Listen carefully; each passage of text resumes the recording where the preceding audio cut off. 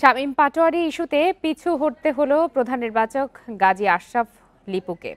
Coach ও অধিনায়ক চাওয়ার পরও তাকে আয়ারল্যান্ডের বিপক্ষে প্রথম ২ টি-20 দলে রাখেননি লিপু। এখন সিরিজ নির্ধারণী তৃতীয় ম্যাচের স্কোয়াডে যোগ করা হয়েছে শামীমকে। আমি জানি না কেন, বাট সিলেক্টর আমাকে কোনো কিছু নোটিশ ছাড়াই শামীমকে বাদ দিয়ে দিয়েছে টিম থেকে, উইদাউট এনি নোটিস। আমি শামীমরে বাদ হওয়ার পিছনে কোনো রিজন আমি দেখি না, আর আমি এটা নোটিশও পাইনি যে কেন সে বাদ করেছে। সিলেকশন কমিটির একটা এখতিয়ার আছে। সিলেকশন কমিটি সবসময় দলনায়ক এবং কোচের সঙ্গে একই সহাবস্থানে নাও থাকতে পারে কোনো খেলোয়াড়ের ব্যাপারে, এবং সেখানে কোনো অনুমতি নেওয়ারও প্রয়োজন নেই।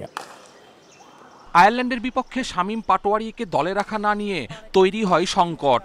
কোচ অধিনায়কের মতামত আমলে নেননি প্রধান নির্বাচক, অথচ টি-20 বিশ্বকাপের আগে এটাই টাইগারদের শেষ আন্তর্জাতিক সিরিজ। অধিনায়ক আর প্রধান নির্বাচকের মুখোমুখি অবস্থানের প্রভাব পড়ে প্রথম টি-20-তে। আইরিশদের বিপক্ষে বাজেভাবে হেরে বসে বাংলাদেশ।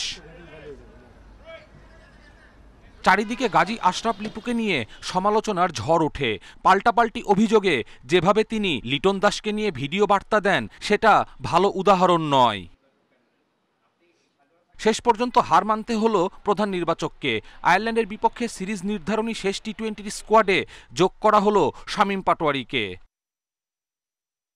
মঙ্গলবার শেষ টি-20-তে শামীমের একাদশে থাকা একরকম নিশ্চিত। দ্বিতীয় ম্যাচে সুযোগ পেয়েও ব্যর্থ নুরুল হাসান সোহান। তার জায়গাতে দেখা যেতে পারে শামীম পাটোয়ারিকে।